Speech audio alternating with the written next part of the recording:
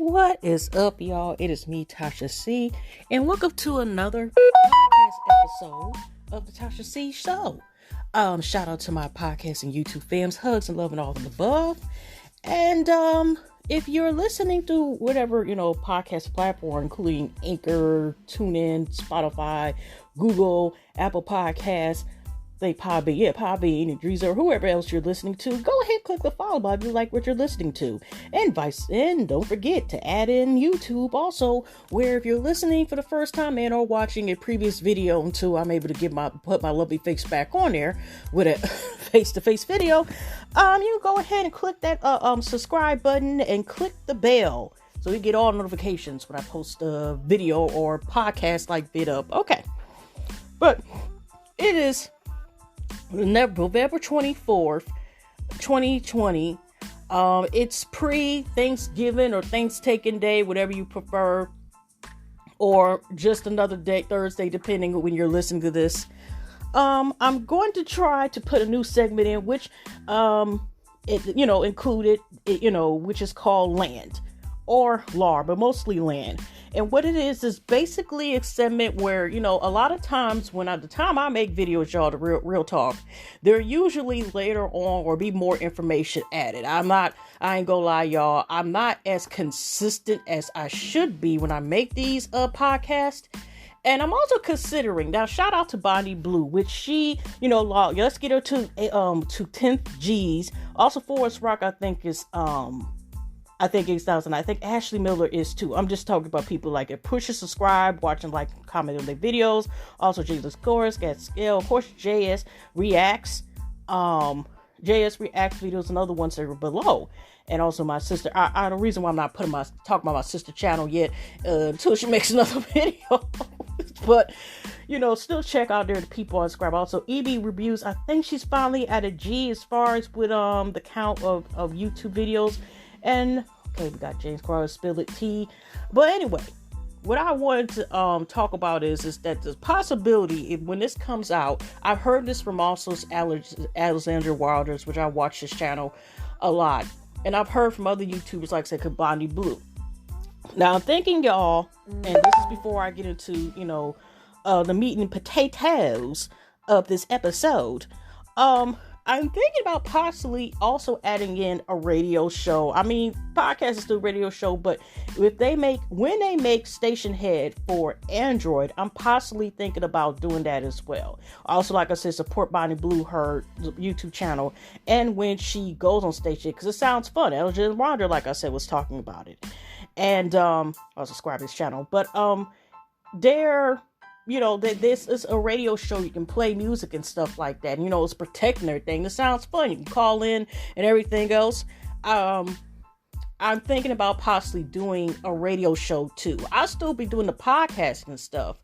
But if I'm able to, and I feel like at a time to where I'm able to set it up, I may also do a radio Station Head / radio show.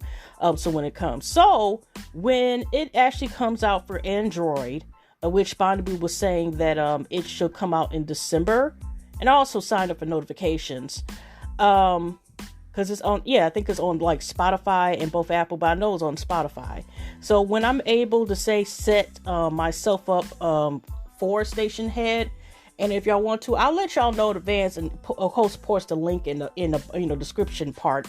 To let y'all know when I, join Station. That sounds fun. I'm going to give it a try. And if it, works out, continue to make, radio shows along the podcast. We're technically the same thing almost, or they are the same thing. So anyways, y'all, it's been a lot of stuff. And like I said, including late ass news. And that's why that's a new segment of mine, because there's a lot of stuff, like I said, I don't get a chance to talk about, till later on. It's a lot of stuff that I've been bookmarking, saving, whatever, as far as stories. So anyways, what I wanted to get started on is, some of the stuff is new and some of the stuff is old, or, a couple weeks more. And what I meant to say, like, late ass news is basically, or LAR, late ass reviews, are basically something that might have, came out a couple weeks ago, months ago, in rare cases, years ago, or something like that. But, it's late, okay? But anyway, I wanted to, because I used to review, but I haven't like reviewed the last couple, even though it's supposed to be seasons, y'all. They still on season 3. And if y'all are watchers of the Love After Lockup franchise, / Life After Lockup, which they're on now again, usually they have actually, like, like I said, besides a bunch of seasons, they have like also updates of the people. Usually, the person, if y'all ever heard of it, of course, is, one person be going, goes with a person and somebody who's been, been incarcerated. Sometimes the relationships don't work and sometimes they don't. And 9 times out of 10, they don't work out. Okay. So I want to make this separate, but like I said, I did used to review them, but I haven't reviewed them in probably about a year or something. And, and it was kind of, I think I started that Life After Lockup and love, and so I wanted to go ahead and talk about it. But since all of this stuff mostly is a couple days, I'm just going to put it all in the late ass news segment, because pretty much this stuff is already, except one story is already there. So y'all, we're going to talk about some late ass news.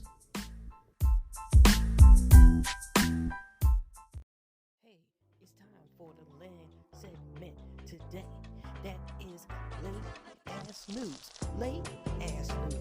Great, but it's late ass news. So I hope you get the time to enjoy it, because it's by me, not to see. So let's get in the segment, and I won't have to keep singing this, because you know I got a horrible voice. Alright, y'all, take care. Okay, let's get started. Now, it's sad to say, some of these people who are considered popular, and they, been on some mess. This actually came out last week. Now, if y'all heard about the triangle, rectangle, tripod, octagon thing with Micheal Simmons, which actually was one of the main characters, who was married to his child's mom, the mother of his 2 children, which he conceived while he was going out with somebody.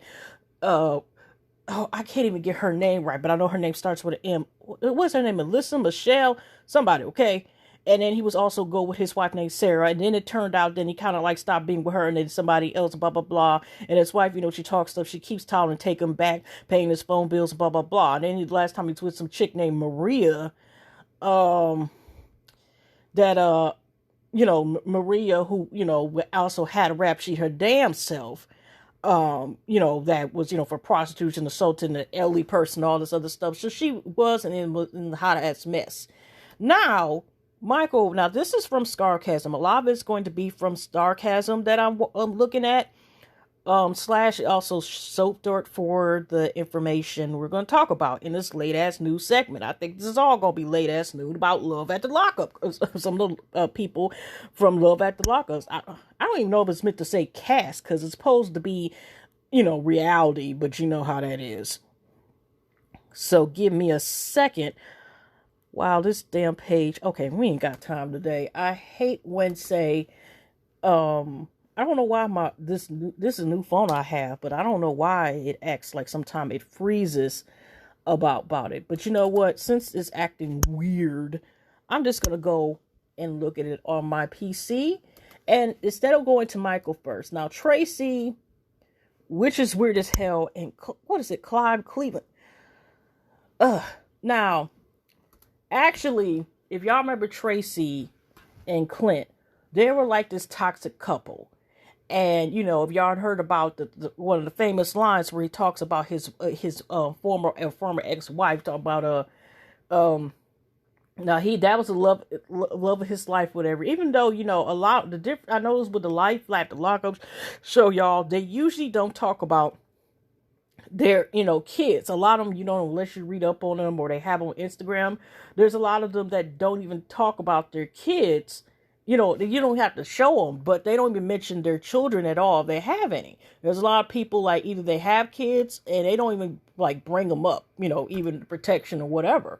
So Tracie both has a young child, and so does Clint has a son as a teenager, and I think Tracie's son is around 2 or 3 years old. Yeah, he's a little guy, and she's had a picture of him, on her page. She said of her son. So I don't know who has the care of her son, but But anyway, Clint and Tracie had this hot ass mess. The day she got out, she left him for crack, and then even though Clint looked like he'd been on some stuff as well too, smoked crack, took the car and everything. But anyway, y'all, now they recently, I guess, broke up because Clint moved away from where he's originally from, Mexico or whatever, or originally where he resided, and like not too far from his parents. But Tracie has moved on. But okay.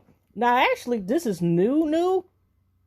This because it was yesterday, November 23rd. It was my dad's birthday, and so happy birthday, y'all Sagittarius, and got rid of my ex that passed away in May 2014. That was also his same birthday as well. But anyway, now this is some Asia Hawks. Like I said, a lot of my news I'm going to reporting today is from Starcasm, and one's from Soap Dort.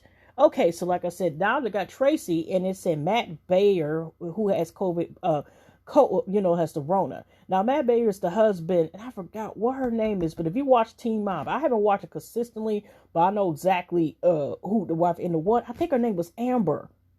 Amber's behind, the one who like to throw hands and stuff, but just beat up on whatever, the kind of anger issues and shit. Now, he has the Rona. Like I said, Rona is not discriminating, y'all. Y'all stay safe and stuff out here, whatever. And I'm about to ask y'all before I go in. That vaccine is coming out. Is y'all gonna take it to see, Rona gonna stop messing with us? No, I'm good. I'm not trying that, okay? But anyway. Now Lisa has the Rona, dated Love After Lockup goddess, because that's what Queen used to call Tracie, goddess, Tracie Wagman earlier this year. Now, with the filter stuff on look like, with her cheeks and stuff, because Tracie, like I said, was going through whatever, but, she, you could tell had looked it, like her face was sunken in, unfortunately, the side effects, fortunately, from using, and so is Clint, too. You can say, also, you're just smoking weed. I'm like, I don't smoke weed like that, I'll smoke more for Life America with reasons and stuff, especially the edibles, y'all. But we don't do that usually to folks. I don't call it like sucking your face in and making unnatural skinning and like making your face deteriorate. Like it makes you look older than what you are. Now this picture, at least from the angle, has it. Her cheeks look full, look like she it doesn't look bad. Personally to me, okay, because she's the word like. She just doesn't look like it. She looked like she's all smiles. But let's get into it. More than a month after Love After Lockup, Lacey Ridgel alleged Teen Mom to dad, Jarvie Markin, tried to meet up with her as she was while she was a cam girl. We had yet an unlikely crossover between the two reality shows.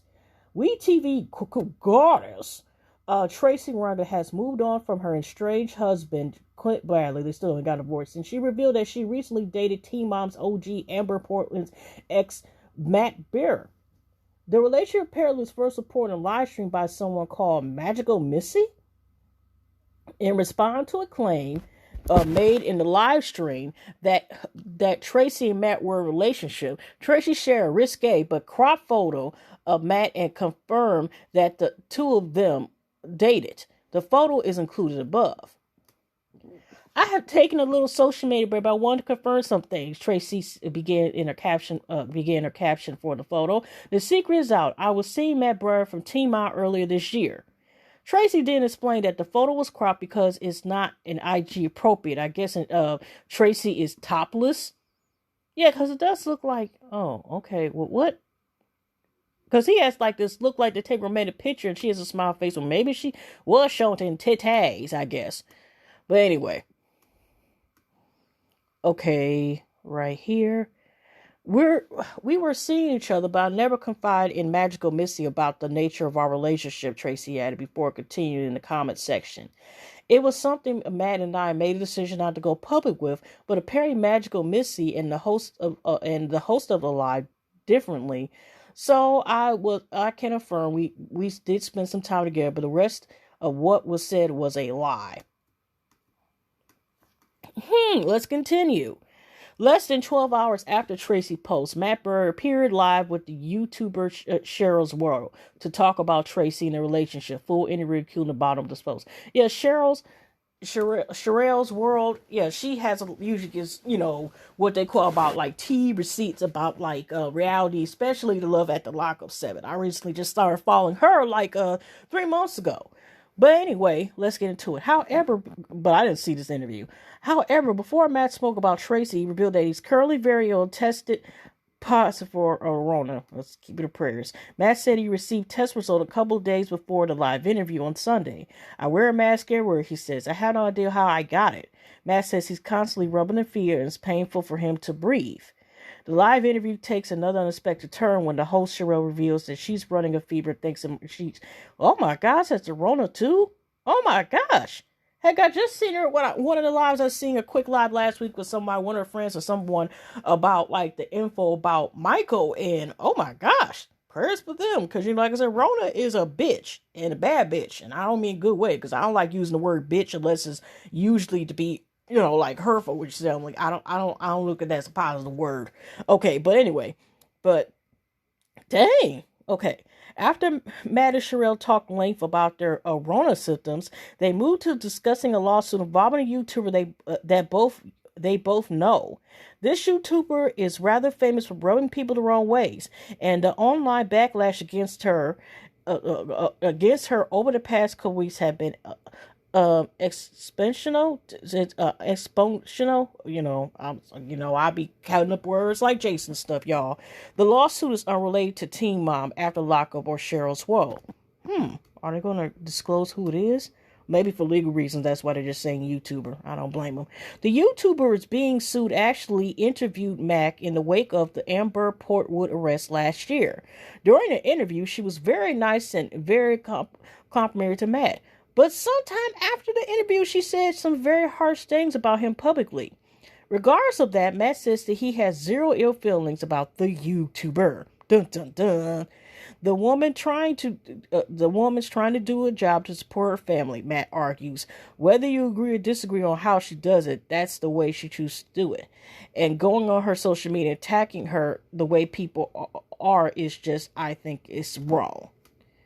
The high road stands when it comes to the negative social media about the public figures that changed for Matt. Prior to dating Amber Norwood, he used to live tweet the Teen Mom shows and seemed to never run out of hateful and vicious things to say about the moms.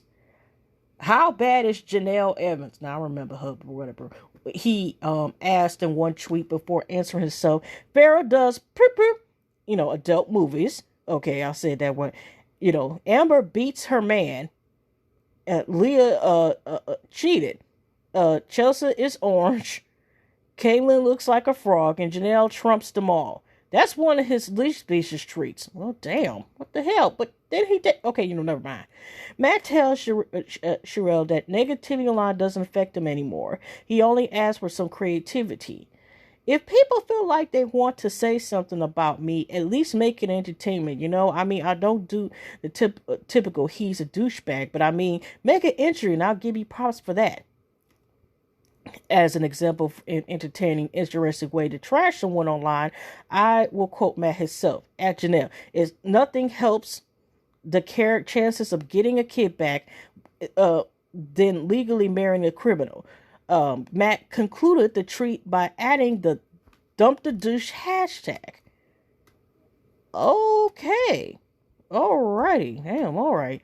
Speaking of marrying a criminal, Cherelle and Matt's conversation eventually turns to his relationship with Love After Lockup and Life After Lockup star Tracie Wagman.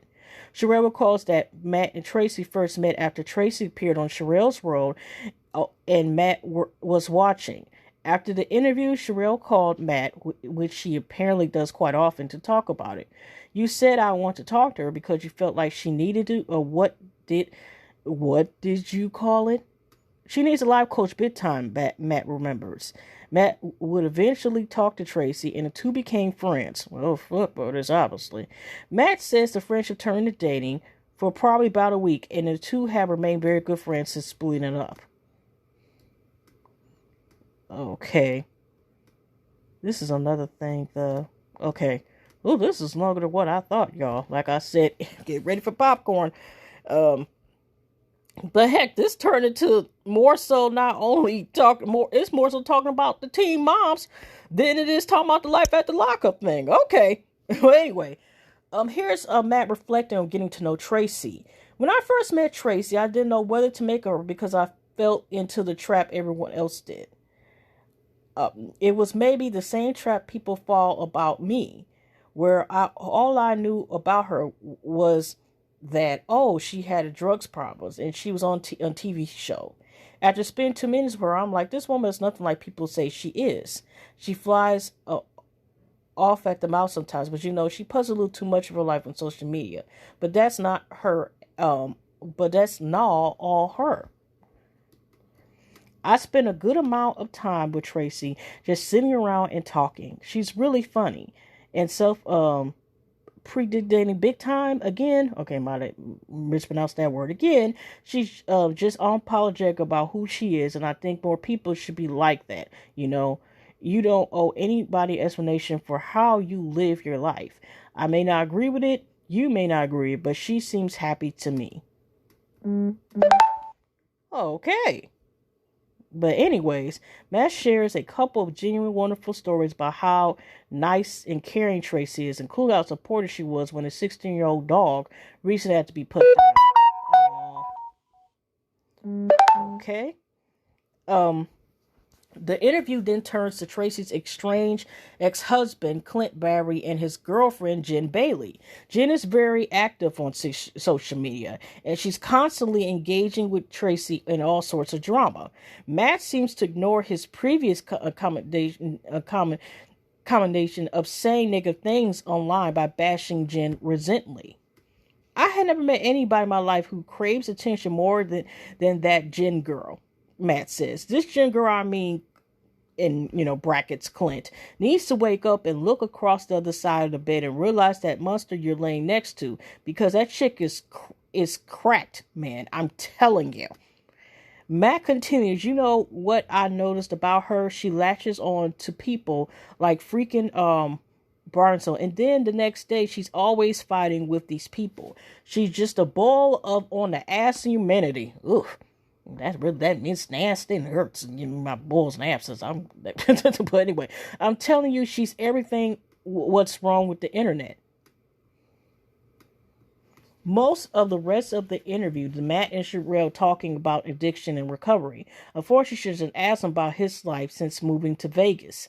After splitting from Amber, Matt rushed down the aisle with a new woman named Jennifer Colin at the tail end of a whirlwind romance. The two had a child together, but they split and she filed for child support 1 month after the child's birth. Damn!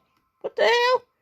Before his divorce was finalized, Matt got engaged to a woman in California. That relationship fell apart, and Matt moved back to Vegas, where he had been evicted and sued for thousands of dollars by multiple cash advancement businesses.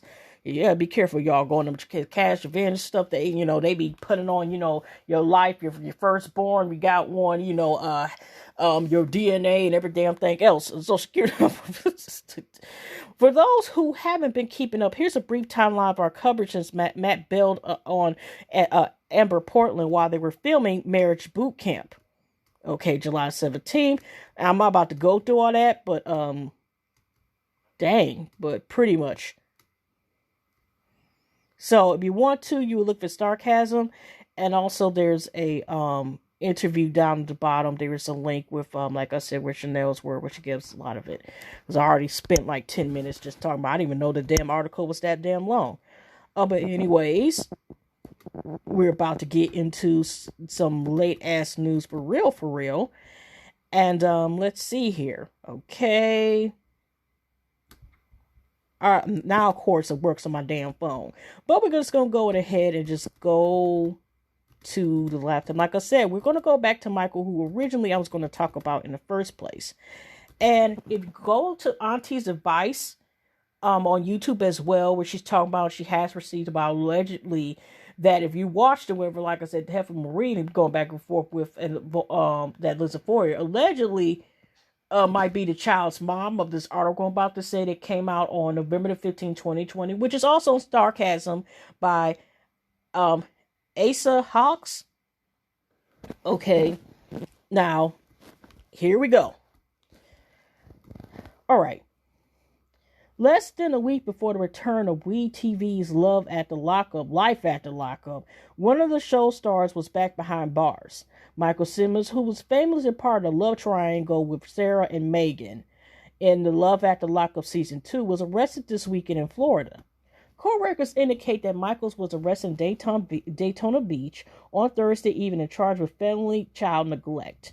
However, jail records state that Michael was booked in jail at midnight on Friday, November the 13th, or y'all want the suspicious thing, Friday the 13th. Okay, both sources indicate that the alleged offense took place on Thursday. Michael posted a $2,500 bail and was released on early Friday morning. Now, Auntie Vice said actually Maria, the allegedly might be the child, because they said she has children too, might be the child's mother that is this in the middle of this child neglect BS.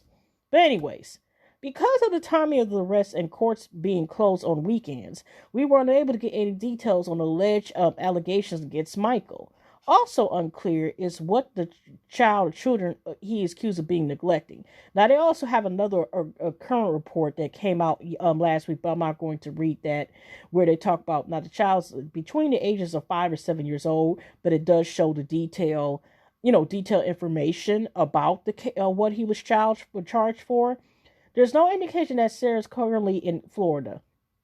I simply cannot imagine Sarah following their daughter, Elvira, to stay with Michael in Florida without her being there as well.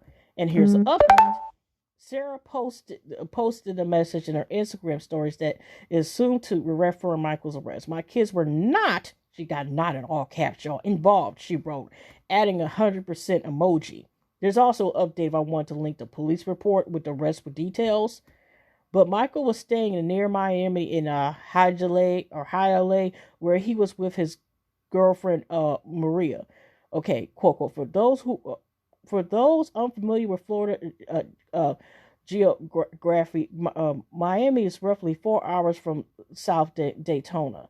According to the records from his recent arrest, he provided a Hialeah address to the police. Here's a definition of neglect of a child from the Florida statute. Number 1, a caregiver's failure on mission to provide a child with care, supervision, and supervision necessary to maintain a child's physical and mental health, including not limited to food, nutrition, clothing, shelter, supervision, medicine, and medical service that a prudent person will consider essential well-being of a child. And it just gives information about that. Okay. There's also a link that talks about Maria's arrest, but like I said, they say she's only on 30s. Okay. But a charge is a third degree, the charge is a third degree felony. A third degree felony conviction in Florida carries the prisoners up to 5 years, in addition to a fine up to $5,000. The recent arrest in Florida is just the latest in the rather lengthy criminal history of 20-year-old Michael. Here's a couple experts from our previous post detailing his arrest and conviction over the years. Okay, that's not that long. Okay. All right. In 2007, he was arrested and charged with carjacking, armed robbery, possession of firearm, and commission of a felony, all which were felony charges. Court records indicate that Michael pleaded not guilty to lesser counts of all the 3 counts. Charges, with the most notable downgrade being the armed robbery charge, which was changed to armed robbery. In 2015, Michael was charged with the armed robbery, but he would later enter a plea deal and have the charge reduced to accessory to a felony after the fact. When Megan described the incident to her dad on the show, she said Michael witnessed a beating and didn't report it to the police. Because it was not his first felony conviction, Michael received a habitual offender sentencing enhancement. Michael was also booked for possession of narcotics in December 2018. We will continue to look into Michael's most recent charge or update. Now we're going to go up there because obviously there's a lot of information that was in the thing. I'm not going to read the whole thing, of course, but we about to look into it, okay? So anyways,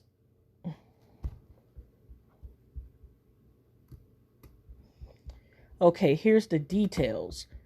Now, during this, he was gone for 5 hours. Okay, we're just going to go the first couple of paragraphs, and then we're going to go to, as previously reported, when this was posted, this article, which is also Star Campus, November the 17th, by Aisha Hawks. Okay, this is the police report. As we previously reported, Love After Lockup and Like After Lockup star Micheal Simmons was arrested for family neglect of a child late last week in Florida. We have since obtained a copy of the police report from the incident with details about what led to his arrest.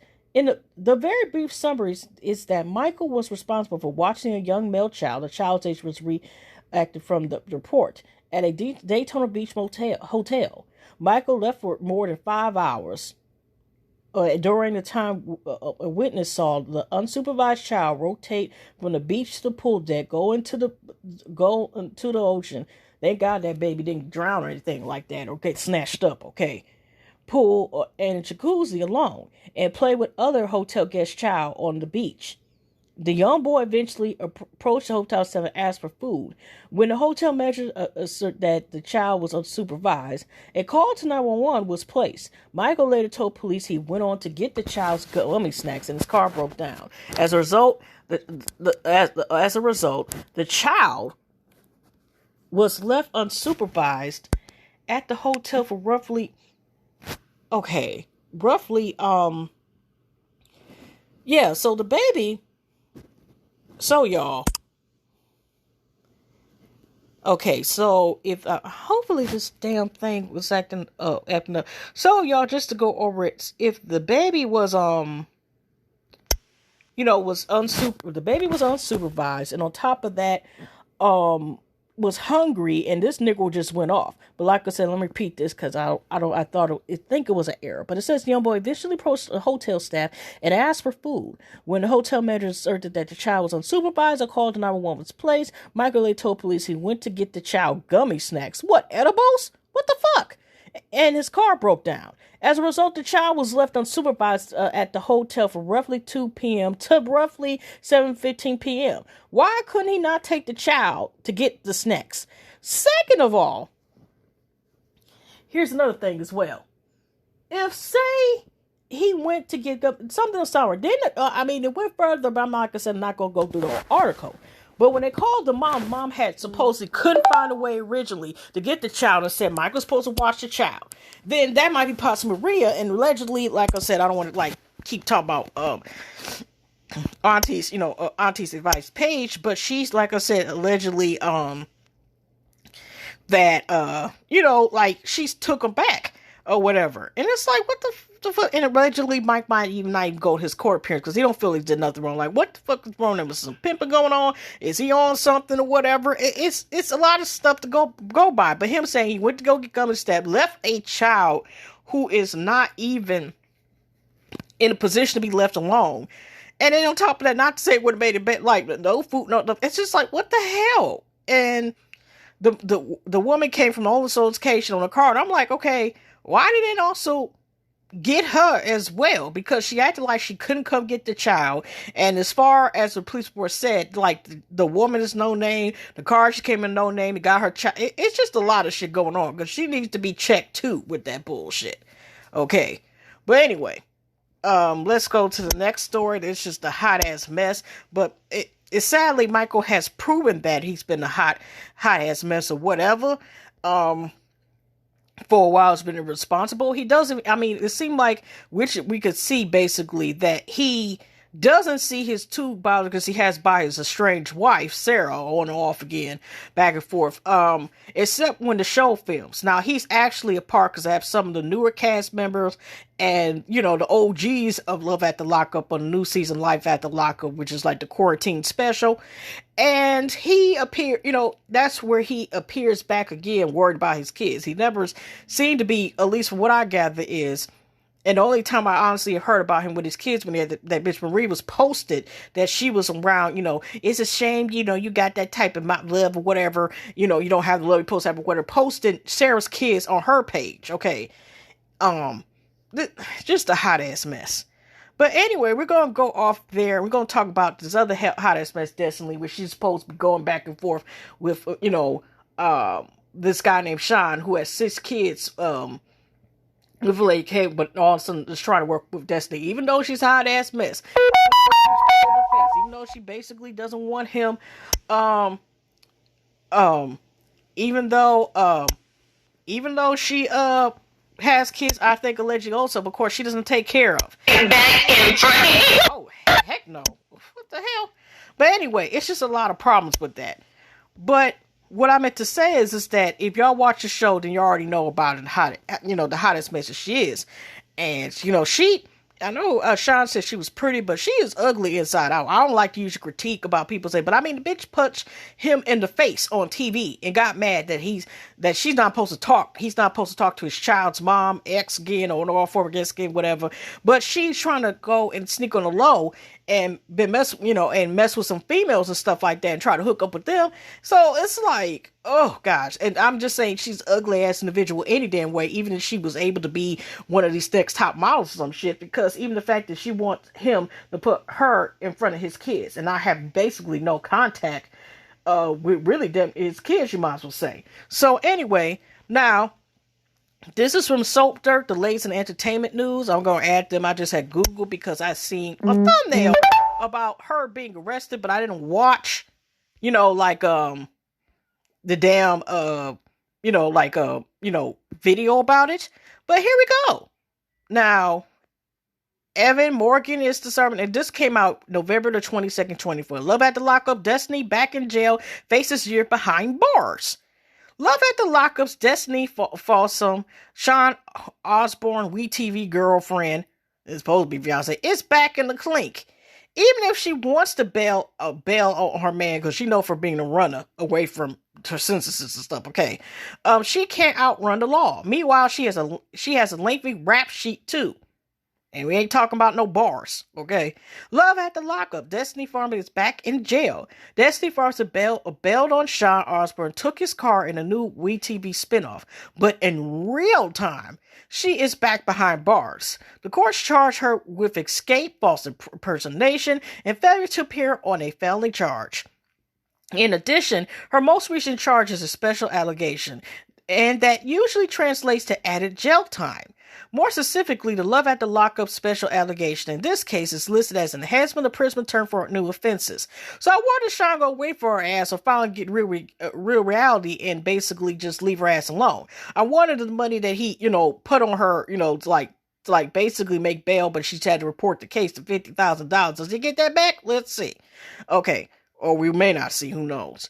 Whether Destinie Folsom sentences are concurrent or consistent. Let me go. I'm chopping up words again. Shawn Osborne's Love After Lockup girl could face anywhere from 1 to 4 years behind bars. And I wanted to, since she was already in process of going to the sentencing, even though she was thinking about running away again, she could possibly face 7 years. I wanted us to go and add on to that charge as well, because she got that from running away and sending her damn, ankle bracelet and stuff, and sent it back and ran that damn time. Love After Lockup, Destiny's long history of arrest. Hopefully this ain't no damn long mistake. Okay. All right. Love After Lockup star Destinie Folsom star. Okay. Arrest record. Experience of a career convict.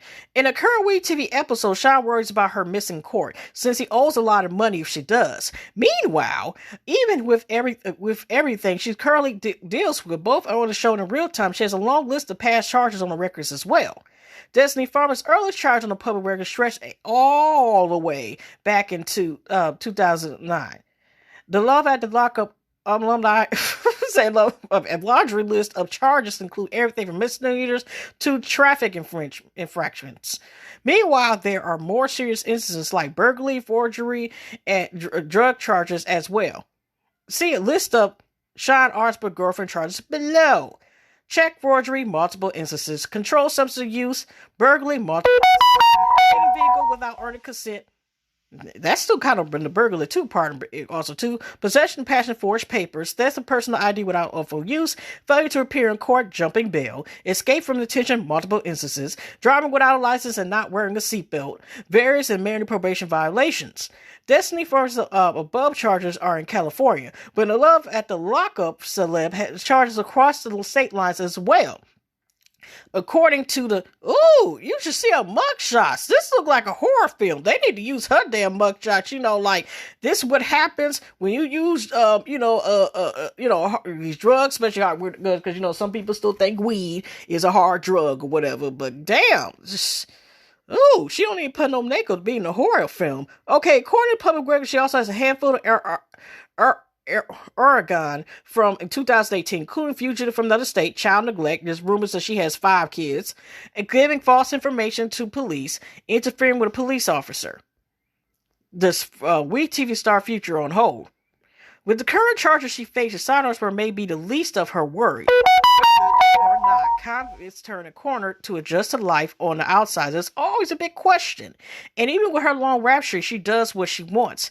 It's a mindset Destinie maintains on Love at the Lockup and its spinoff. Depending on the final outcome of her sentencing, she faces several years behind bars, and that certainly halts any future plans with the career period may have, with or without Shawn Osborne in the picture. Love at the Lockup's cast members back behind bars is certainly nothing new, but given Destinie's prior criminal record and current charges, the outcome doesn't seem to be too bright for her. And I think that's kind of not only messed up, but I don't know how she got charged. Was she trying to pretend she was somebody else? My name is Sarah, whatever, because I'm kind of wondering how did she get caught. I mean, if it's not meant for us, I guess it's none of my business, or I guess y'all who's listening to this neither. But anyway, speaking of Shawn, we're going to go back to Love at the Lockup on November the 13th from Asa Hawks again from Stars Chasm. And Love at the Lockup, Shawn Osborne ordered to pay former employer $10K, okay? Because he wants to say he's so stable where he got all these kids, he makes sure he gets all the stuff for Destinie and every damn thing else, but basically shopping at, even though you can find sometimes some good stuff depending on what secondary store to get. I'm not saying the wrong name, but like places like the Goodwill and stuff like that, getting stuff from there. But he can go and get new stuff for this bitch Destinie and put all this money that could be used for his kids' college fund or something to the small business or something towards them, okay? On the current season of WE TV's Love at the Lockup, Shawn Osborne seems to be serving as a sugar daddy and a dumbass, I like to add, to his prison bae, Destinie Folsom. In addition to spending thousands of dollars on Destinie while she was incarcerated, Shawn also shelled $5,000 for her bond and subsidizes her gambling habits to tune to $500 a day, according to Destinie. That doesn't even figure in the cost of furniture, clothes, and quote sushi food. I don't know if that's supposed to be because, it got the little quotation marks if that means something else. Because Shawn is being presented on screen and to Destinie as a sugar daddy, dumbass. Warbucks, the sugar daddy Warbucks looks to be in a stark contrast to reality. As we previously reported, the father six has a rather frightening financial history that includes bankruptcy, multiple eviction filings, and garnished wages. And those financial problems are not a thing of distant past, as evident by the fact that Shawn's former employer won a judgment of just under $10,000 against him earlier this year. The towing company that Shawn worked for while living in Arizona won a default judgment of $9,950 against him in an Arizona court back in February. In addition to that amount, the ruling adds to the interest will accrue on this judgment at 5.75% per annum. Okay. I'm going to let y'all know I'm cutting up those words too. As the viewers of the shows are very aware, Shawn relocated to Nevada. An attorney for the towing company tracked him down and filed an application registration on foreign judgment on August 28th. That was a little more than a month after Shawn made his Love at the Lockup debut on July 17th. Perhaps Shawn's former employer saw him on the show and figured they would try to get some of that sweet WE TV money. It is unclear if it is related, but there's another civil suit filed against Shawn in 2017 by Phoenix Finance Company. A default judgment in that case was entered against Shawn in March 2017. The principal sum of that judgment was $10,889.35. The judgment included a 10% interest rate for the 13 months prior to the judgment, as well as an incurred 4.75% interest rate until it was paid. There was also $4,000 in attorney's fees, as well as $394 for costs incurred by the plaintiff. As mentioned in our previous poll, Shawn has had his wages garnished in the past. It is unclear if the issues with his former employer is connected with issues with his garnished wages stemming from a previous judgment or judgments. The mother of Shawn's children, Kelly, is named as co-defendant in both cases. It's interesting to note that she has Shawn's last name, the name of Osborne, in the filings. I still can't find no evidence of marriage, but it does appear that she must legally change her name at some point. So she changed her name, but never got married. Okay, never mind. And no, she wants to be married. Never mind. In summary, it seems quite clear that Shawn is deceiving Destiny and views in regards of his finances. In summary,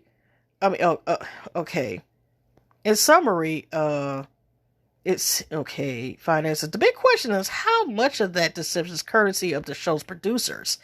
As many viewers have pointed out online, Shawn appears to be living in an Airbnb or something similar. It really does seem like the producers wanted to ramp up the sugar daddy angle just so they could have the on-screen drama.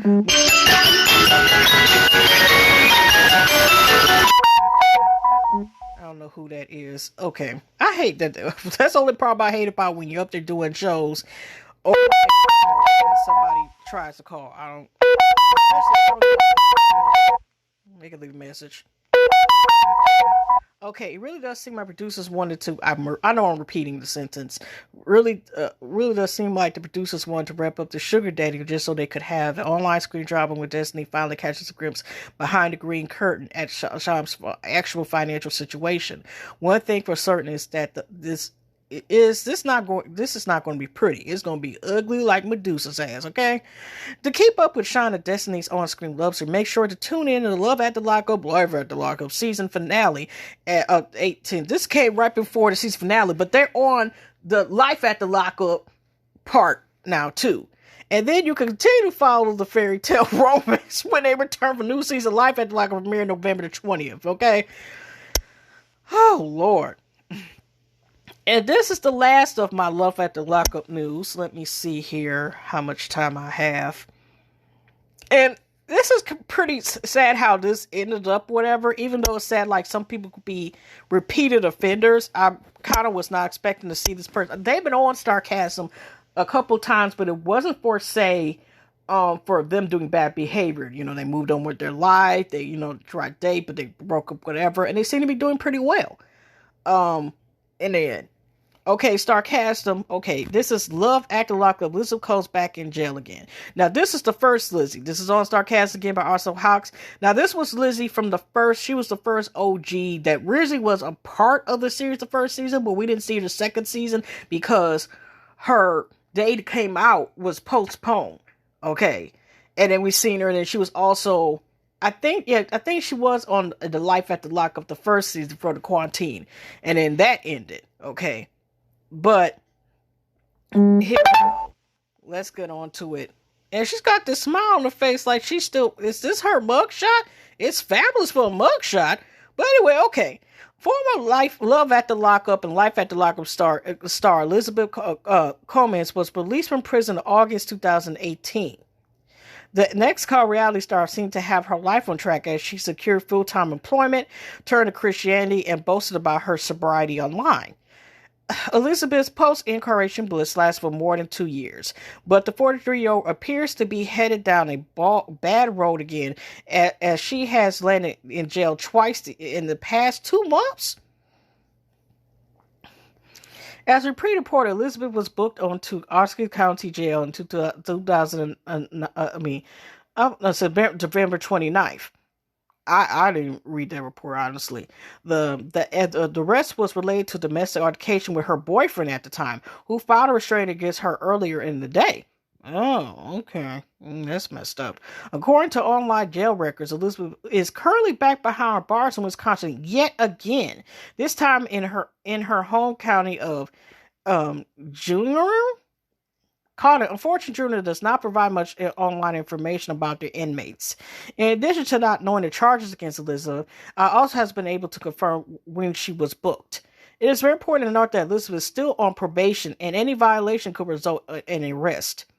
It could even have been a bench warrant for missing a court date in her case, stemming from the arrest in September. We'll be sure to update as soon as we have more information. And here we go, an update. Elizabeth was released on Friday, November the 13th. Okay, this is another November story. As her previous arrest, we spoke to with Elizabeth, and she shared her side of the story. She told us that the altercation was actually between herself and a not so ex-girlfriend of her boyfriend Brian. Oh, okay. Lizzie says that the ex repeatedly hit Brian in the head and that she asked the ex to stop. The ex refused. Okay, what the hell? What was she over there? Was she hiding in the bushes or some shit? Okay. At the point, she put her hand in Lizzie's face and allegedly shoved her, aka mushed her. I ended up getting into an altercation with her, Lizzie says. As being aware of parole conditions, Lizzie's let her parole officer know about the incident immediately. She says that Brian and his ex went to the police on Tuesday, and both of them stated that Lizzie assaulted the ex. Okay, that will be an ex-boyfriend, because if he's sitting up there taking the side of that bitch and supposedly she's putting her hands on him and then trying to go, Lizzie, let him go if you haven't already. I know I still need to finish the rest of the article, but okay. Brian also went to the police and said that I stabbed him with a knife and that I beat him numerous times, Lizzie adds. Lizzie said there are no marks on either Brian or his ex, and she insisted that the two knew all about her parole conditions and that they were trying to have her sent back to prison.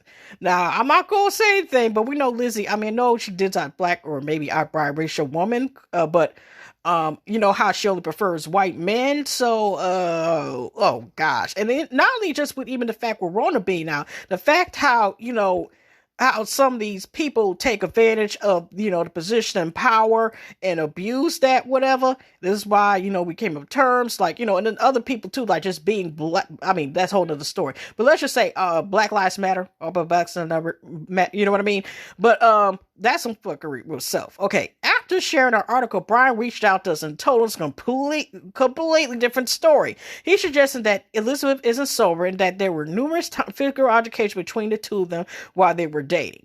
Okay, where the hell did your ex-girlfriend come up and talk about why I was dating?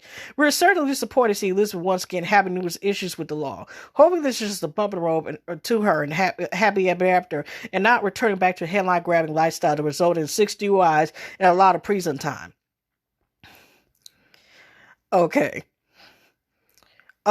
Besides that, okay, wait a minute. If y'all remember Matt, he was going with Carolyn. Both Matt and Carolyn again are people who have kids. And wait a minute, I think it's an update. If how to make a suggestion of a story. If not, I ain't gonna be worried. But I know he keeps getting arrested, and I think he has another case, or he's going to serve time, because it's like it's like he gets privileged. Is a nice way of saying it. Because it's several times he's been arrested ever since he was on the season. He never got to the spinoff Love After Lockup. But here is a recent one. This will be the end of our late ass news segment, and the end of segment today. But yeah, like I said, just ridiculous. It's like he's able to keep getting arrested so many times because he's not being charged with nothing. You know what I mean? Just ridiculous. But anyway, y'all,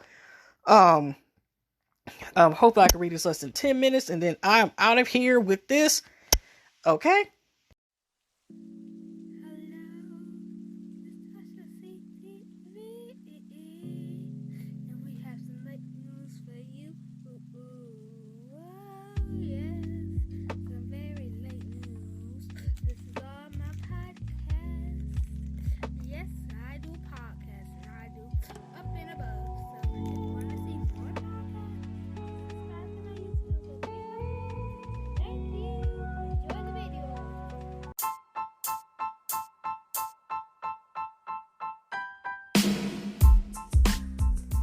All right, y'all, let's get into the last of this land, aka late ass news, with our Love After Lockups, aka Life After Lockup special. Now, this again is from Starcasm, and this is kind of one of my later ones, because guess what? it actually came out of January 19, 2020, before Rona really made her approach up here and all this other stuff. But anyways, y'all, Love After Lockup, Matt Frasier arrested 2 more times this week. Okay, this is also from Extra Hawks. It's been a while since we checked in on our Love After Lockup star Matt Frasier. For those who are curious of what he's been up to lately, the answer appears to be more of the same, as he was arrested twice this week on separate charges. Okay, why they don't keep... Okay, never mind. Matt first returned to jail on Wednesday with online records indicating he was booked on charge for failing to register a vehicle title within 45 days, as well as driving with a suspended license. On the Thurston County Sheriff Office website actually listed 3 separate charges of driving with a suspended license and 2 charges of failing to transfer a title. I'm not sure if it was an error or not. Okay, I thought he had a license suspended, and he'd been getting arrested for this ever since he left that damn show. And him, I forgot what her name was, Cindy Claire, whatever her name was, had broke up. Strangely enough, the same charges had the same bail amount. The 3 driving without a license, I guess, meaning charges had bonds amounts of $500, $1,000, and $1,500. Those sound like some 3-digit, 4-digit lottery numbers. Okay. The 2 title transfer charges listed bonds amounts of $500 and $1,000. Whatever the total bond was, Matt posted it and was out the same thing. That's what I'm saying was also too, is they give him these posts and he always able to post it, or somebody's posting on his behalf. Unfortunately for him, his reclaimed fiddle will not last long. Okay. The very next day of January the 16th, Matt was arrested again, on this time for meth possession.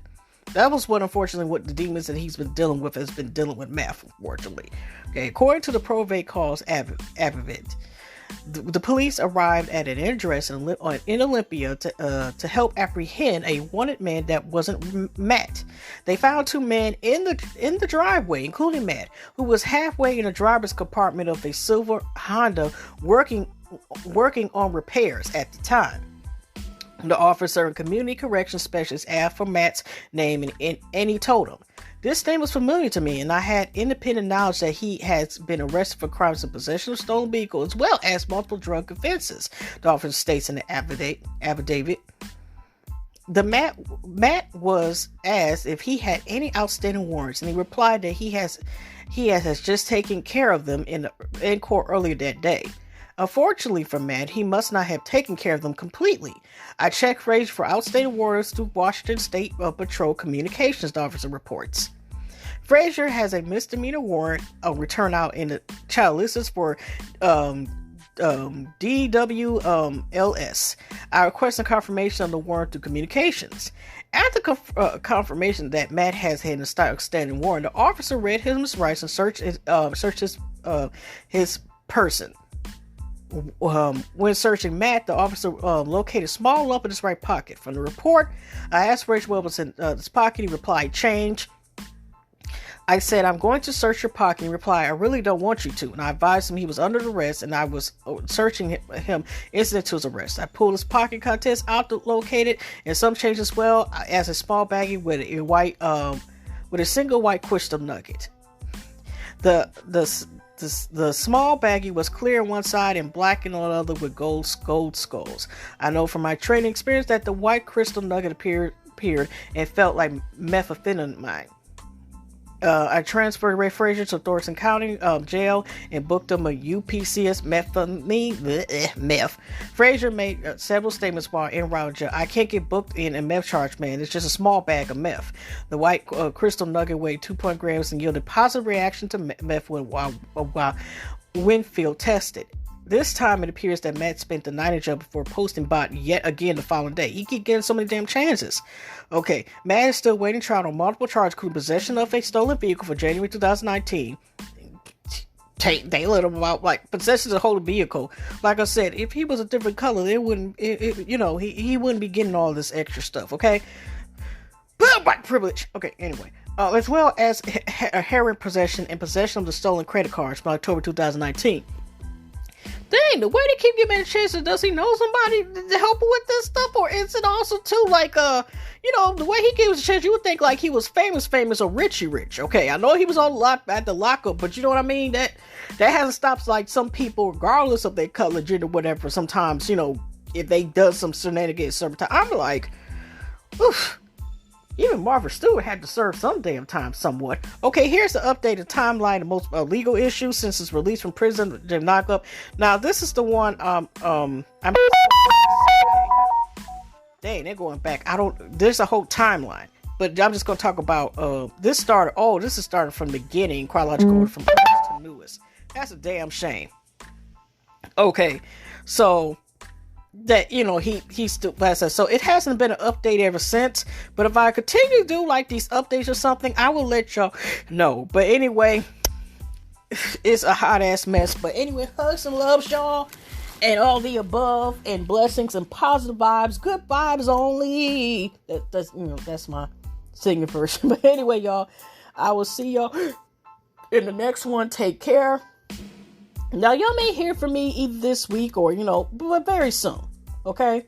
So, like I said, I will see y'all and take care. See y'all on the next one.